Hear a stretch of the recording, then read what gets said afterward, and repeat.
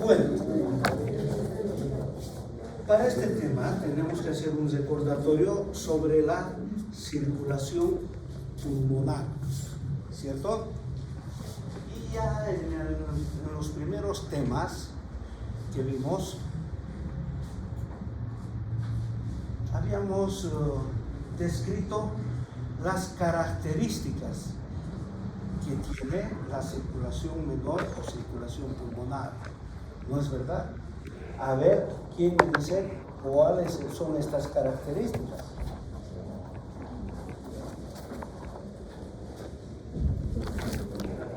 ¿Cuáles son las características de la circulación pulmonar? Porque si no, no vamos a entender.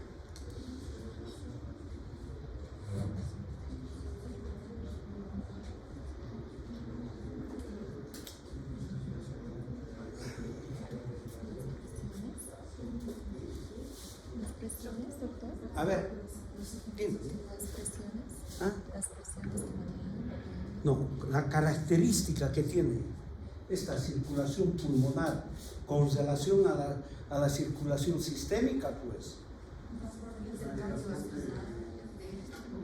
Sí, es el transporte de oxígeno, que es su función vital.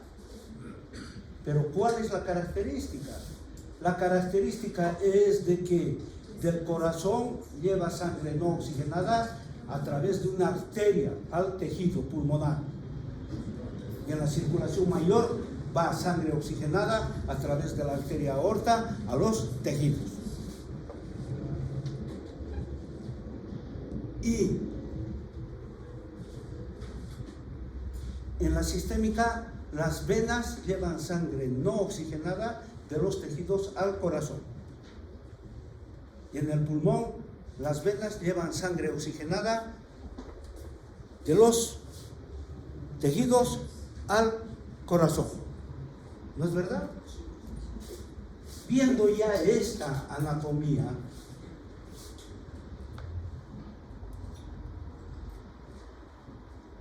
podemos ya decir de que el tromboembolismo pulmonar se debe a la formación de un coágulo en el sistema venoso.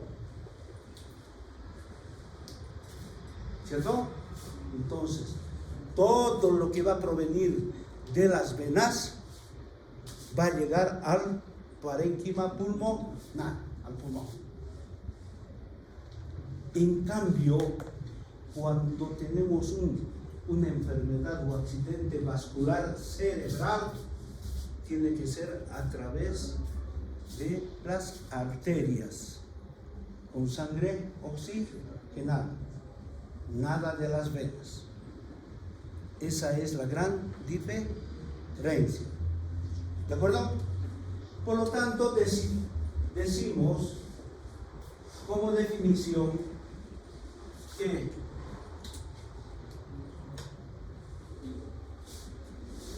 el lecho vascular pulmonar va a retener con una malla, con un filtro, todas las partículas provenientes del lecho vascular venoso sistémico.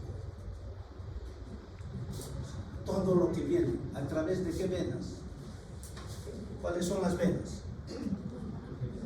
La cava superior y la cava inferior. ¿No es verdad? ¿Cierto?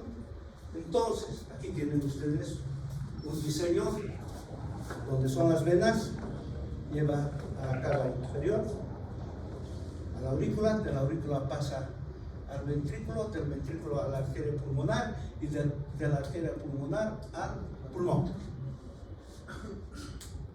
Si es un embolo, se enclava y produce lo que es el tromboembolismo pulmonar, o la obstrucción arterial pulmonar. ¿De acuerdo? Muy bien, adelante. Dale. Entonces, nuevamente repetimos, por favor. Si tienen alguna duda, párenme. Hagan y hagan la pregunta. No se queden con la duda.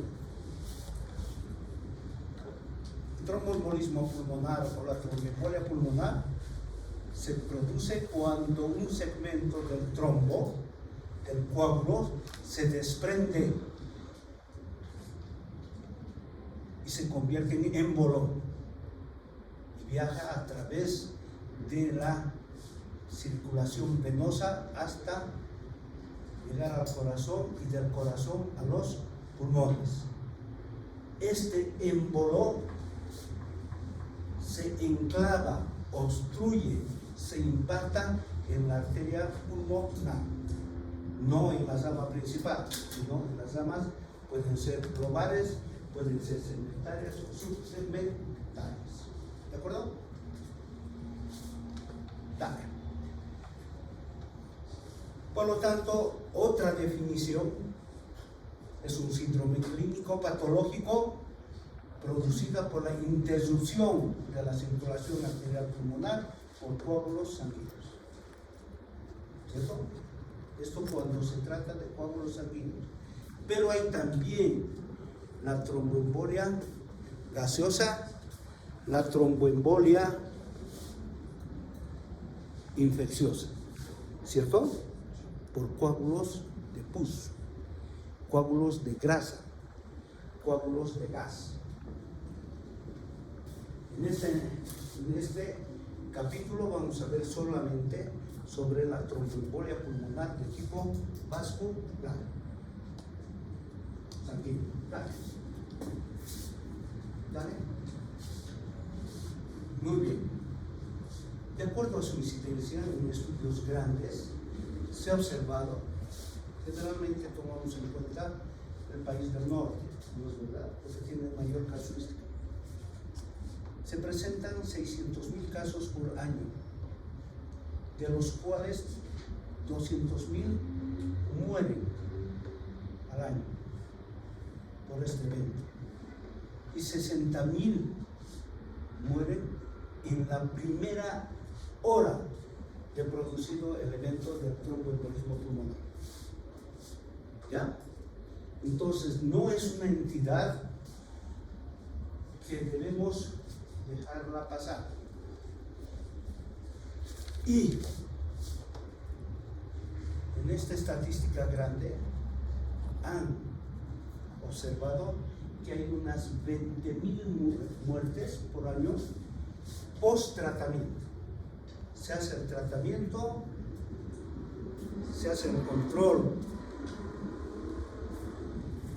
de la circulación pulmonar, está libre, pero en un año muere esta cantidad.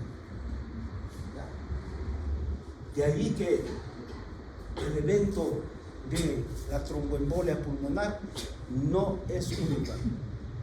Puede ser crónica a repetición, dependiendo de los factores etiológicos que estén produciendo este evento. Dale, por favor.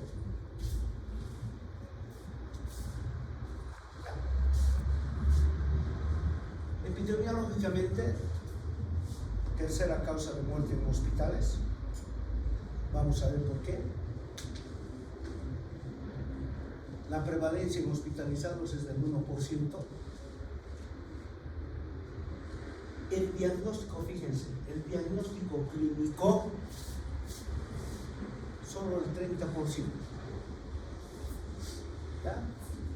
Porque no pensamos en tromboembolismo pulmonar. Y vamos a ver. Una complicación de esta enfermedad a largo plazo es la hipertensión pulmonar. ¿No? ¿Con qué vamos a tratar la hipertensión pulmonar? ¿Ah? ¿Con qué vamos a tratar la hipertensión pulmonar?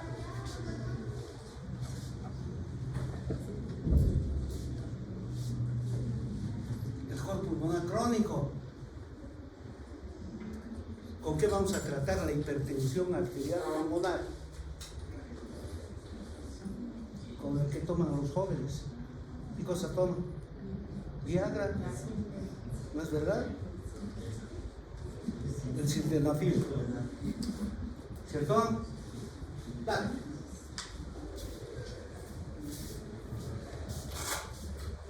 A los 3 meses una mortalidad del 17%. El diagnóstico clínico llega solamente al 30%. Clínico. No pensamos a veces. Y les voy a decir por qué. El diagnóstico por autopsia llega hasta el 60% cuando el paciente tiene fractura del miembro inferior. Y cuando tiene fractura de cadera, 50%. Ya van a llevar trauma, van a saber por qué. Su frecuencia es más elevada en pacientes mayores de 40 años. Más en el varón que en la mujer, pero más en la mujer que toma anticonceptivos orales. ¿Ya?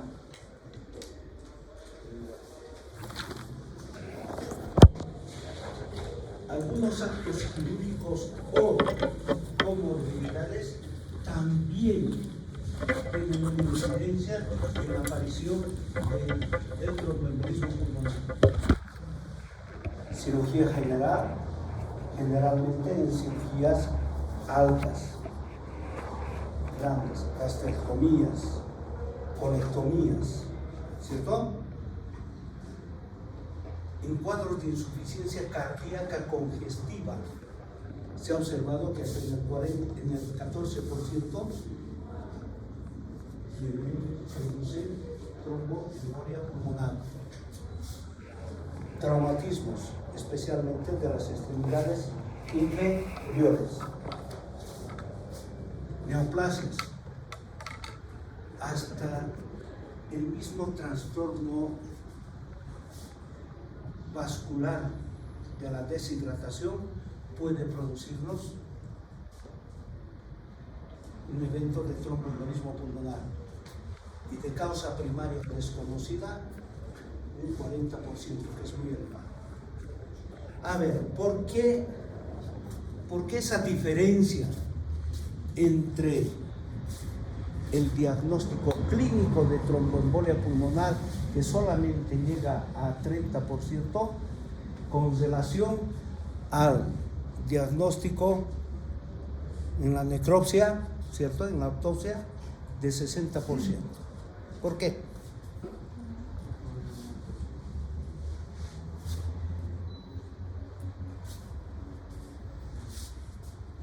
¿Por qué creen que se produzca esta diferencia?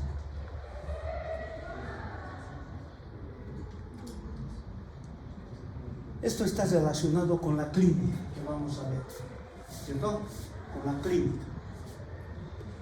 Normalmente, la tromboembolia pulmonar semeja mucho un evento vascular cardíaco. ¿De qué estoy hablando? El infarto de miocardio o la angina de pecho, ¿cierto? Donde hay dolor torácico intenso, hay sudoración fría y pensamos que se trate de un evento de cardiológico.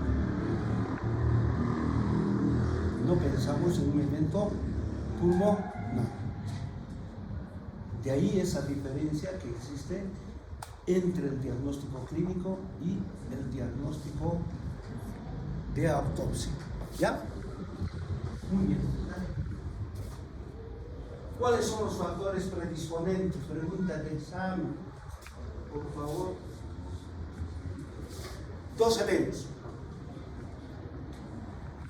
La trombosis venosa, ¿cierto?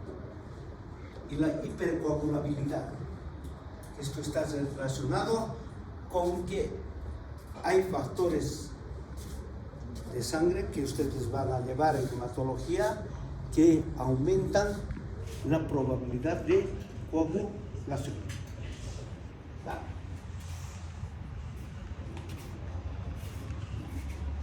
Entre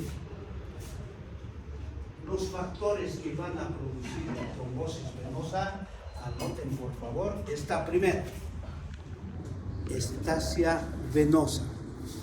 ¿Qué quiere decir? De que la sangre no está circulando adecuadamente por el sistema venoso. El daño del endotelio venoso por algún trauma y la hipercoagulabilidad, ¿cierto? La estasia venosa, ¿en qué patología vamos a observar?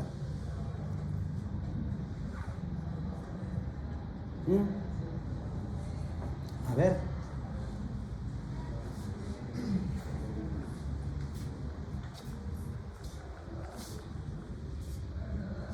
En las varices, pues. Varices. Se ha observado los viajes transatlánticos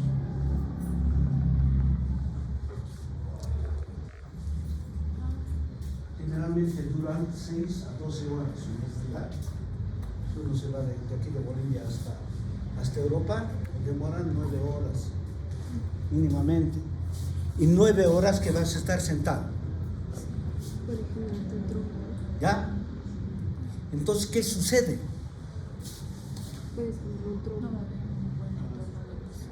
Exactamente, no existe un buen retorno venoso. A diferencia de la actividad arterial que tiene contracción propia, ¿cierto? La vena necesita la contracción muscular para que produzca el fenómeno de que vaya la sangre de la periferia hasta el corazón. Si yo estoy sentado, no estoy realizando absolutamente nada, entonces se acumula. Y si tiene el paciente algún cuadro de varices, peor todavía. De ahí es que en los grandes viajes intercontinentales les obligan a los pasajeros primero a quitarse los calzados y a caminar, a moverse, ¿cierto? Porque se ha observado que el paciente termina su viaje, se levanta y se cae al suelo, muerto. Porque un gran coágulo que se ha formado en la extremidad inferior, con el momento de la incorporación, la bipedestación, inmediatamente ha migrado hacia el pulmón y ha obstruido la gran arteria, la arteria pulmonar, el tronco de la arteria pulmonar, y ha producido un tromboembolismo pulmonar masivo, que es mortal. ¿De acuerdo? Muy bien. Entre los factores predisponentes tenemos los factores hereditarios. Deficiencia de ditrombina 3, deficiencia de la proteína C, de la proteína S y presencia del factor 5 de Leydig, que son todo esto produce aumento de la coagulación. ¿Ya? Dale.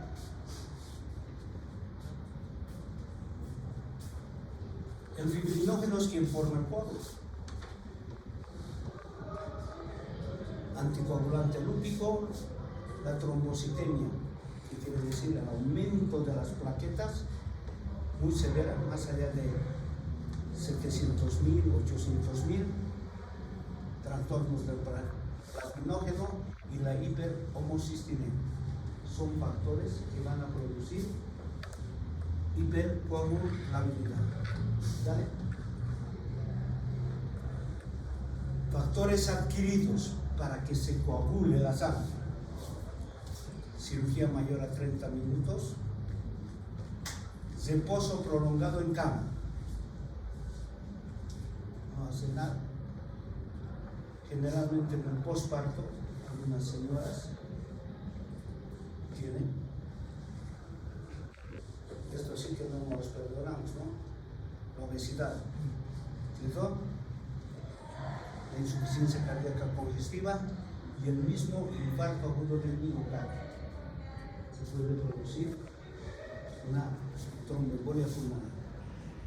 ¿Vale?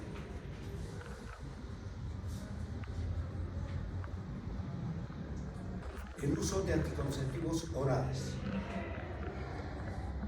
insuficiencia venosa crónica de las extremidades inferiores, ¿cierto? Las varices, trauma o fractura de cadera. El trauma o fractura de cadera puede darnos dos eventos: un tromboembolismo pulmonar graso, se libera hacia el torrente sanguíneo grasa y nos da un tromboembolismo pulmonar graso, ¿ya? Pero, ¿por qué? Ustedes están llevando traumático, no, todavía, ¿no? Están llevando, ¿no? Entonces estamos hablando el mismo idioma. ¿No es verdad? ¿Cierto?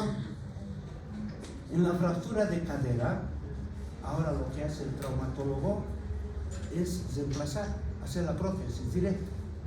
Ya no va a colocar artefactos de fijación, ¿no es verdad?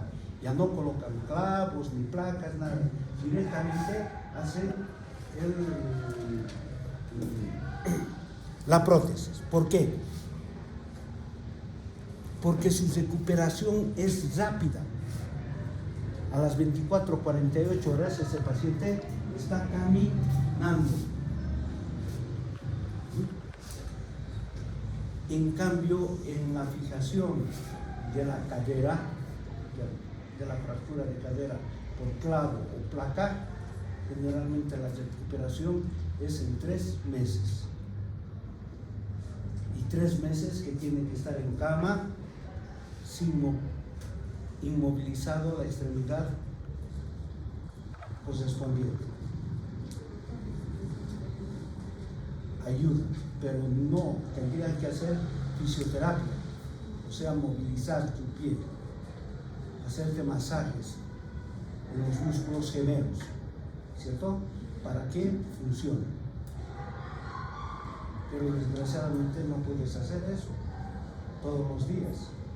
Entonces, ahí se producen coágulos y en el primer momento en que el paciente se incorpora, inmediatamente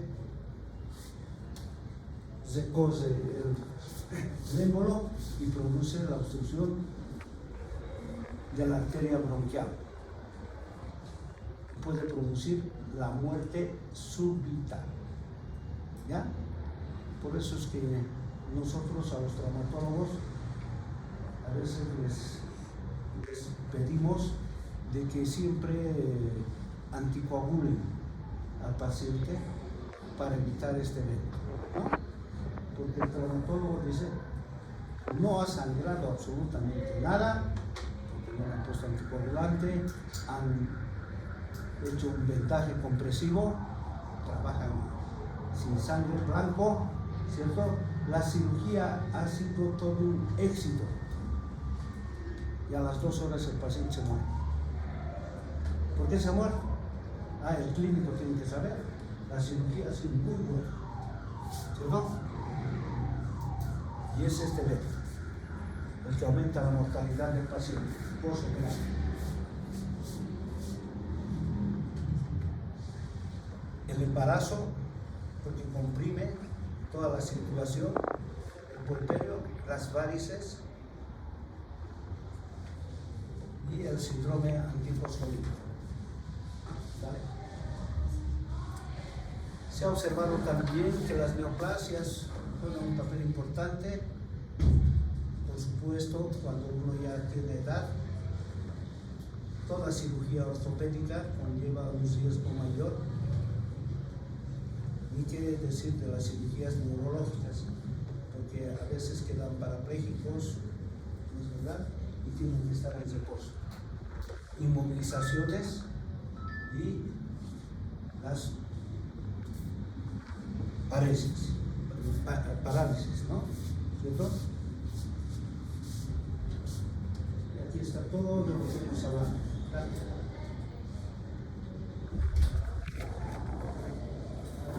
Para que se produzca la triada de Virchow, esto es pregunta de examen, jóvenes, la triada de Virchow, para que se produzca esta cisvenosa debe consistir algunas situaciones. Reposo en cama forzado, ¿cierto? Inmovilidad completa. Eso es lo que ustedes van a ver, que ahora los traumatólogos ya no ponen yeso, sino colocan algo de fibra de vidrio, ¿no?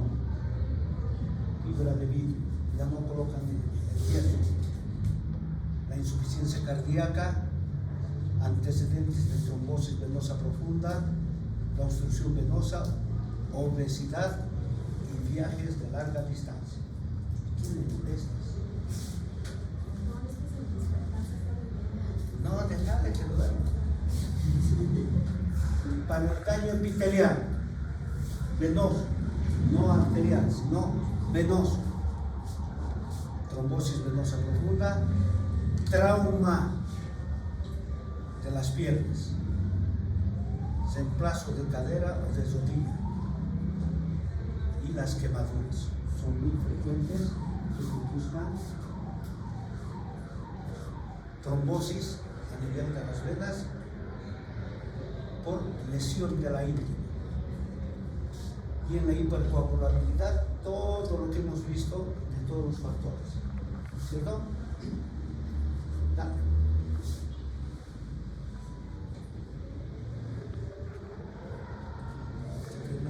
Las fracturas, ¿vale? Entonces, esto no quiero que lo sientan. La triada de mi vida, ¿ya? Lesión endotelial, éstasis, hipercoagulabilidad. Son los tres factores. Vamos a ver.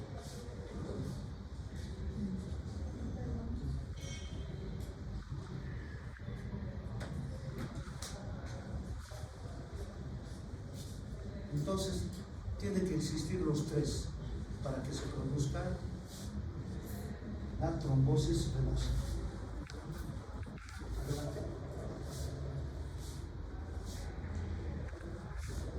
Cuando hay un trombo en la cava superior, va a producir el 2.8% del tromboembolismo pulmonar. Del corazón derecho, que puede ser por una endocarditis, puede ser por una dilatación, hipertrofia ventricular derecha, 3.2% que puede dar. De la cava inferior, las venas pélvicas y extremidades inferiores, fíjense, el mayor número de porcentaje que va a producir este evento de tromboembolia pulmonar. Adelante. Cuando se produce la trombosis venosa profunda, ¿cierto? No quiere decir siempre que va a producir el tromboembolismo pulmonar. Si tú tratas la trombosis venosa profunda, no vas a tener tromboembolia pulmonar. Pero si no tratas, va a tener ese campeón en un 70-90% trombosis venosa profunda. Por debajo de la rodilla, 10 a 20%. ¿Ya? En las cavidades derechas, tanto la aurícula como el ventrículo, 5 a 15%. Y van a ser en forma de fisiológica para que se produzca el evento de tromboembolia pulmonar. Y así es. Esto es lo que nos debe llamar la atención: la asimetría, el edema. ¿Ya? Y hay una diferencia que ustedes tienen que tener.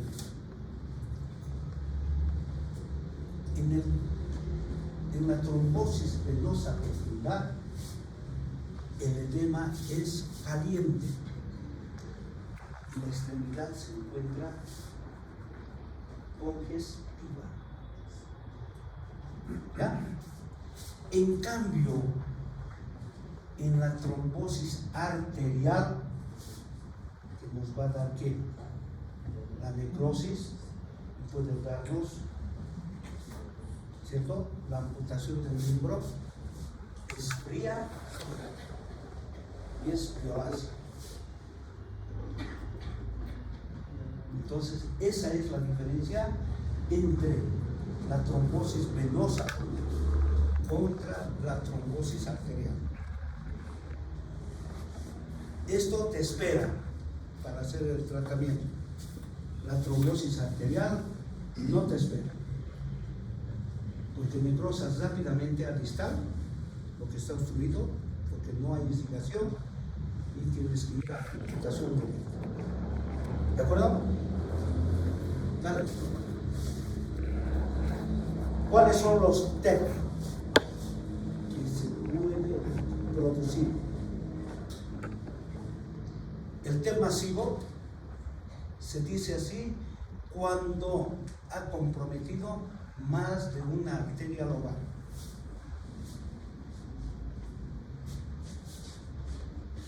El compromiso hemodinámico del paciente está completamente comprometido. El TEP submasivo no obstruye arteria lobar y no hay compromiso hemodinámico. Hoy, doctora, no hay nada.